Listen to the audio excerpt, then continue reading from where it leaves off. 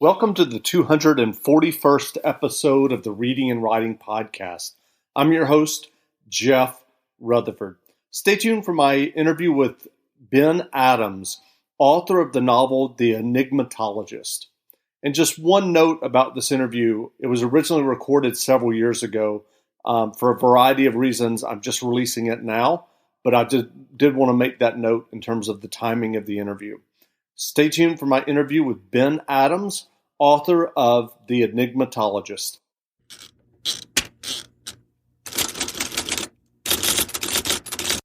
Welcome back to the Reading and Writing Podcast. My guest today is Ben Adams, author of the novel The Enigmatologist. Ben, welcome to the podcast. Oh, thank you. Well, can you read 2 or 3 pages from your debut novel, The Enigmatologist?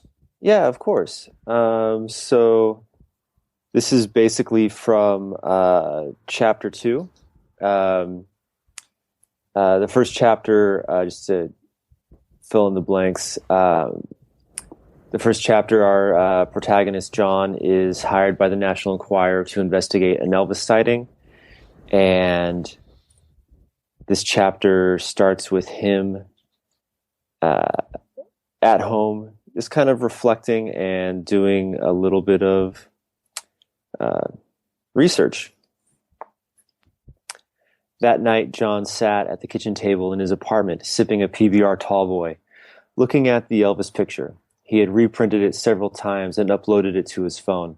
Something wasn't right about the picture. Something that struck John as odd, bothered him, made him feel uneasy. Whoever had taken it didn't know how to use a camera and hadn't focused the lens, leaving the image blurred, just an impression of the moment. And John's eyes glazed over, trying to make out the details, the big hair, a bloated belly. He couldn't tell if it really was Elvis or just some guy with the misfortune of having a pompadour. But through the haze of magnification and an unfocused lens, a man stood on a deck, his legs shoulder-width apart, one arm in the air, slightly blurred in captured motion. Is he waving? John spent the next several hours researching Elvis conspiracies. As expected, the internet proved to be a reliable resource for contradictory and unbelievable information. There were conspiracy theories connecting Elvis to organized crime, Richard Nixon, the DEA, theories about extraterrestrials being present at Elvis's birth, Elvis helping Michael Jackson fake his death, Elvis and Michael Jackson living in Ecuador with new identities courtesy of the Illuminati. Having studied puzzles, their logical design and rules, John saw the loose connections forming these beliefs. He also recognized the places where those connections frayed and split from reality. The National Enquirer had a reputation for attracting believers of all ilk, people who accepted modern myths like boy bands praying to the Loch Ness Monster, Bigfoot having a Dallas Cowboys-themed man cave, or Elvis being alive. John flipped the photo several times, deciding not to get caught in someone's fantasy. Great. Well, if someone listening hasn't heard about The Enigmatologist yet, how would you describe your novel? I would describe it as a fun, quirky detective story that veers towards science fiction as well. And do you remember the original idea or impetus that led you to writing The Enigmatologist?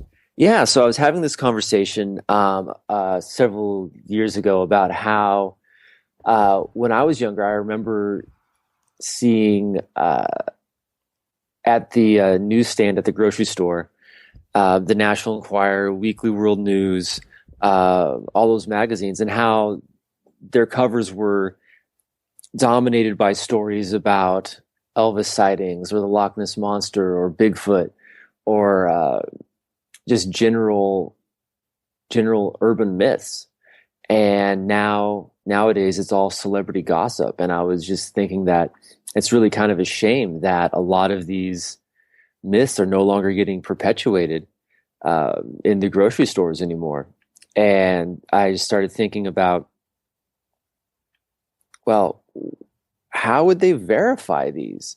I mean, obviously it's pure entertainment, and all the stories are that they were publishing are fictional. But just my writer's mind started thinking, well, who is the person that would have to verify these stories? Like, what type of mentality goes into into investigating these. And I just started writing a short story about it, about a guy who was hired by the National Enquirer to investigate an Elvis sighting. And then I was encouraged to turn that into a book. Great. Well, as I mentioned, The Enigmatologist is your first novel. What was your writing journey like before you wrote this novel? Have you always wanted to write fiction, and did you start out with short stories? So yeah, my journey is a little bit interesting. I was a professional musician for a long time.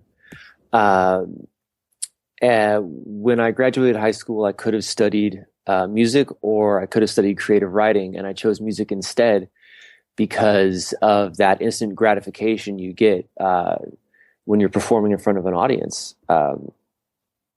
Writing's a little bit different in that you can spend, especially with a novel, you can spend, years before you know what the audience reaction is going to be. But yeah, about 2008, I got really burnt out on music and decided to take a break from it. But I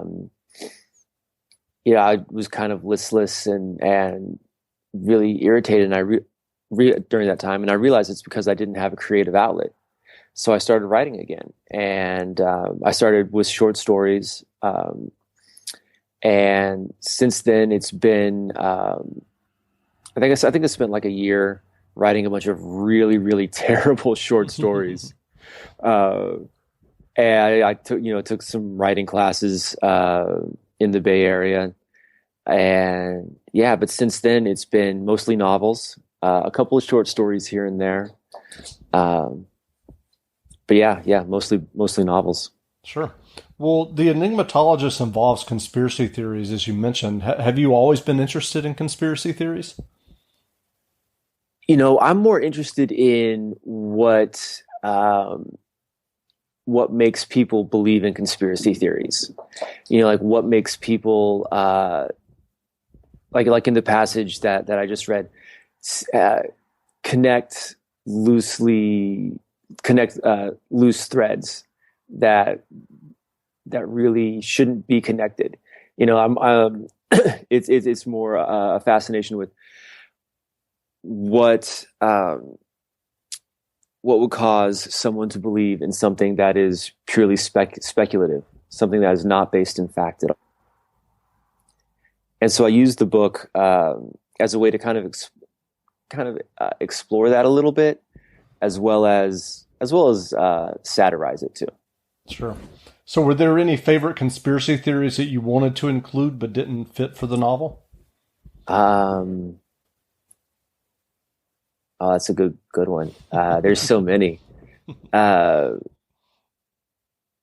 a lot of monster myths that I think are great. I think the New Jersey Devil is one, and then there's like the Minnesota Batman, who's like this flying bat that lives under a bridge. But if you look at pictures of it, it's really just a trash bag that got caught in the wind.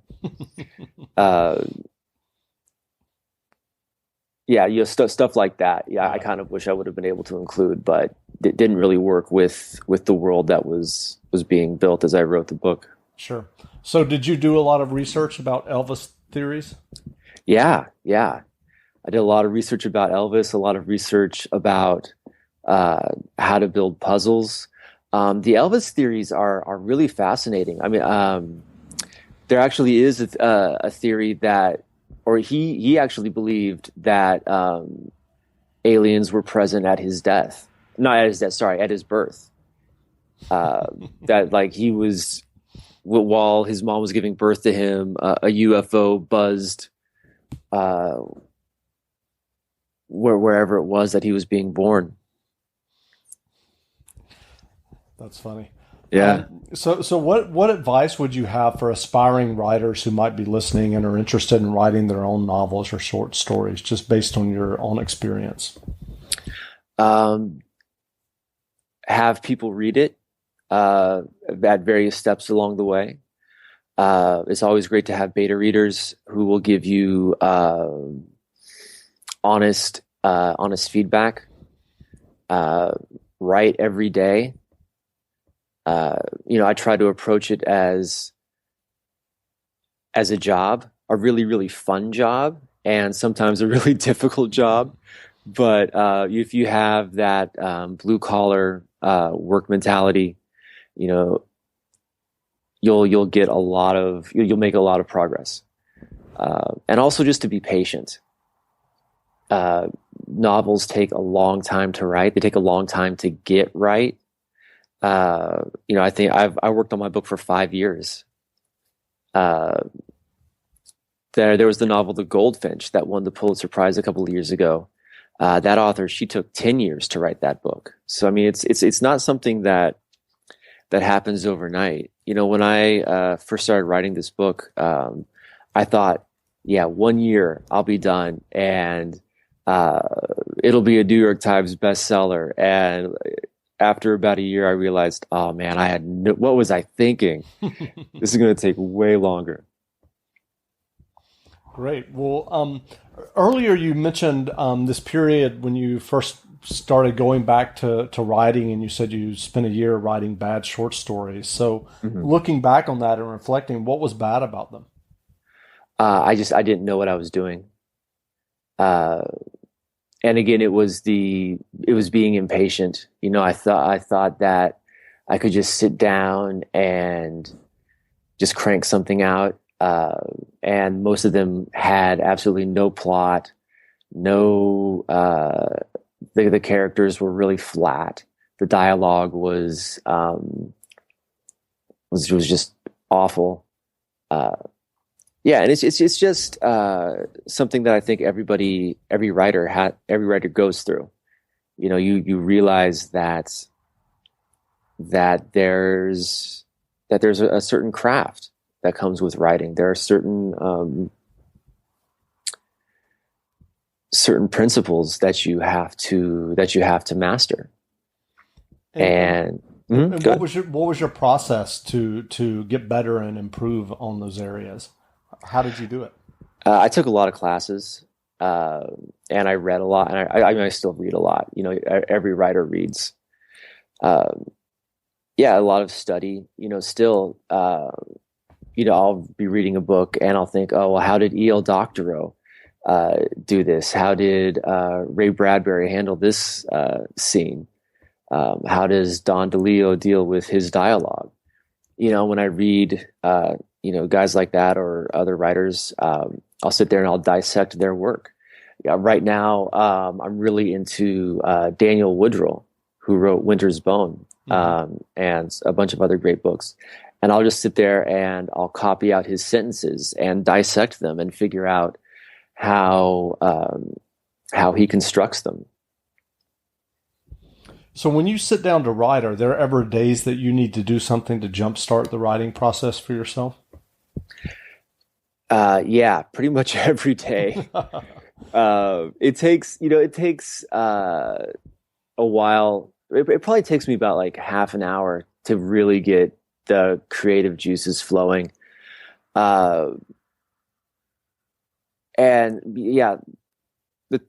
Sometimes it'll vary day to day what I'll do to get that going. Sometimes I'll just dive right in to what I'm working on. I'll reread what I had written the day before and edit that and rewrite that stuff. Some days I'll start with a short story that I might be working on. And just try to use that as a springboard for the novel when I eventually get to that during the day. Sure. So are there books and authors that inspire your own writing? Yeah. Daniel Woodrell, who I just mentioned. Don DeLeo is a huge, huge influence. I love his work. Ray Bradbury has always been a big influence on me. Cormac McCarthy. There was a period where I was just like early, maybe about like 4 years ago, I think I was just reading Cormac McCarthy's books. Who else? For humor, Christopher Moore. I think he's really great. George Saunders. Yeah, guys like that. Gotcha. So are you working on another novel now? Yeah, I'm working on the follow-up book. The Enigmatologist is planned as a trilogy, and I'm working on the second book right now. I've been working on it probably off and on for about the past year, uh, and it'll probably take another 5 years to get it to where it's readable. So where can people find you online if they'd like to learn more about you or your novel? benadams.net is my website, and there's links to Twitter, Facebook, Instagram, links to Amazon where you can read samples of the book. Yeah. Great. Well, again, we've been speaking with Ben Adams, author of The Enigmatologist. The book is available as an ebook on all the major ebook stores, Amazon, Nook, Apple iBooks, and Kobo. And Ben, thanks for doing this interview. All right. Thank you, Jeff.